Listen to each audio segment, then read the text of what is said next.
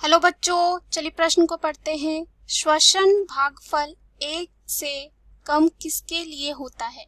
इस प्रश्न में हमें ये बताना है कि श्वसन भागफल 1 से कम किसके लिए होता है। पहला है कार्बोहाइड्रेट्स में, दूसरा है कार्बनिक अम्ल में, तीसरा है वसा में, चौथा है किसी में भी नहीं।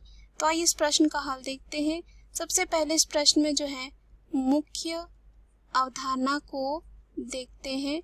तो मुख्य अवधारणा इस प्रश्न में हो जाएगा श्वसन भागफल। श्वसन भागफल यह क्या होता है, इसको परिभाषित करते हैं। अगर इसको हम परिभाषित करना चाहें तो हम कह सकते हैं कि कोशिकीय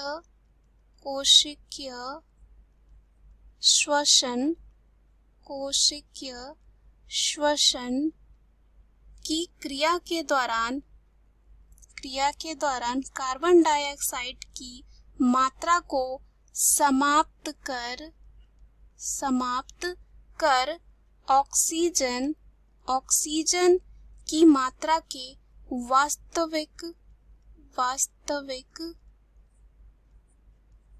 वास्तविक अनुपात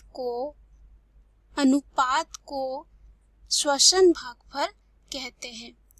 इसे श्वसन अनुपात के नाम से भी जाना जाता है और इसे हम RQ से निरूपित करते हैं। RQ से जो है निरूपित करते हैं। अगर हम RQ का सूत्र लिखना चाहें तो यह होता है RQ बराबर मुक्त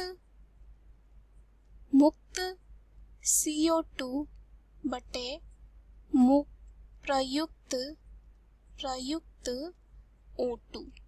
तो चलिए पुनः हम विकल्प में चलते हैं।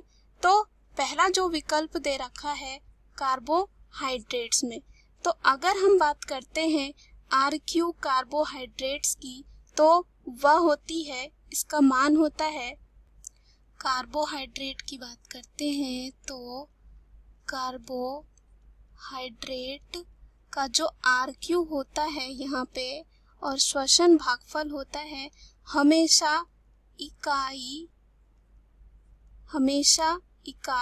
या कह सकते हैं एक होता है। क्या होता है? एक होता है। दूसरा जो है यहाँ पे कार्बनिक अम्ल, क्या है?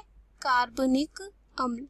तो अगर इसके RQ की बात करते हैं, कार्बनिक अम्ल की बात करते हैं तो इसका मान हमेशा जो है क्या होता है?